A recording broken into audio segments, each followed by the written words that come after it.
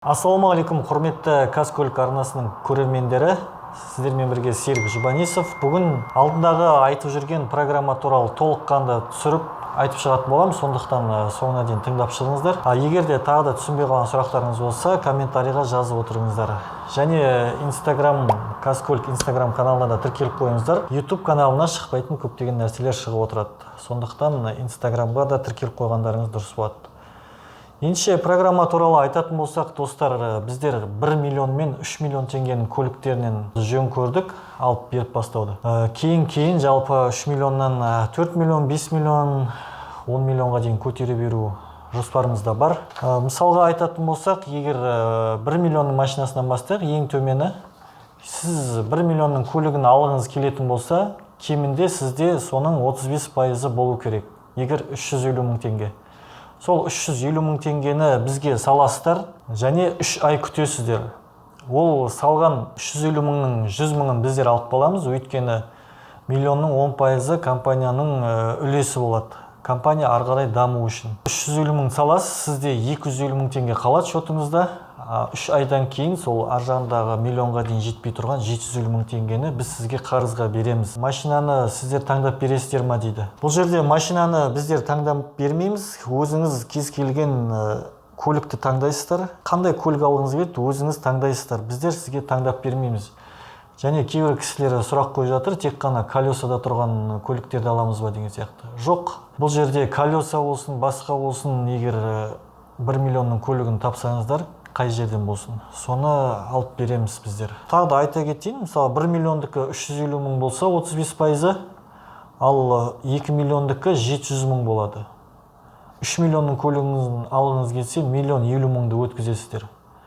Сондықтан миллион жарымдікін алуы мүмкін біреулер. Өзіңіз 35%-ын есептеп, соны саласыздар. Егер түсінбесеңіздер, біздің офисіміз бар, мекенжайымыз 12-ші шағын аудан, Ақтау қаласында.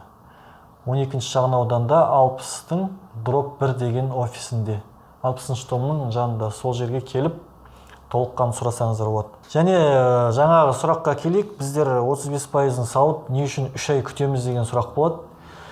Өйткені біздер жаңадан бастап жатырық, біздің оборотта миллиондаған ақшамыз жоқ, сізге сразу машина алып беретін. Сондықтан 3 ай күту арқылы сіздер бұл жерде көптеген ақшаны қалтаңызға қалдыра аласыздар. Біздің мысал миллиондікін алатын болсаңыз, 100 мың теңге үстіне қосылады мысалы, 1 100 000. Сондықтан басқа жерлермен есептеп қараңыздар, салыстырып қараңыздар, біздің компаниядан арзан жер таба алсаңыздар, әрине сол жақтан барып ала берулеріңізге болады. Егер асықпаймын, салып 3 ай күтем дейтін кісілер болса, біз ондайларға алып бере аламыз. 3 айдан кейін міндетті түрде 3 ай толғаннан кейін сіздер көлік іздейсіздер, көлігіңіз тауып келесіздер. Біздер жаңа оценка дейді ғой. Қараймыз, шынымен де сол бағаға бұл көлік тұра ма? Және сізге тұратын болса, соны өткіземіз атыңызға. Заңды түрде барлығы залогқа қойылады. Өйткені сіздер сатып жібермеу үшін. Толыққанды өткізіп болғаннан кейін біз залогтан алып тастаймыз, содан кейін машина сіздікі болады. Бұл жерде бұның компанияның бір жақсы жері, ешқандай процент деген нәрсе жоқ. Кейбір кісілерге өте маңызды, процент алмау харам деген сияқты. Бұл маған да маңызды, сондықтан бұл жерде процент жоқ, барлығы халал түрде. Екіншіден, көптеген қалтаңызға ақшаны экономдап қаласыз. Мысалға, миллион теңгенің машинасын басқа жерлеріне алсаңыз, кемінде 1,5 миллион қылып қайтарасыздар. Даже одан да көп болуы мүмкін. Және 35% емес, бұл жерде минималды түрде 35% сала аласыздар. Ал ақшаңыз көп болса, 40%-ын, 50%-ын да өткізіп тастай беруге болады. Өйткені сіздің аржағында төлейтін ақшаңыз аз болады.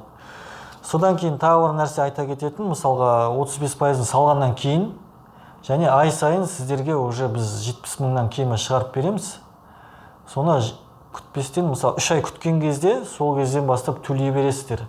Сіздің аржағында төлейтін ақшаңыздан шегеріле береді. Ал 3 ай келген кезде уже сізге көлік таңдайсыз, көлік алып береміз. Аржағындағы көлікті солай қалған ақшасын төлеп кете бересіздер.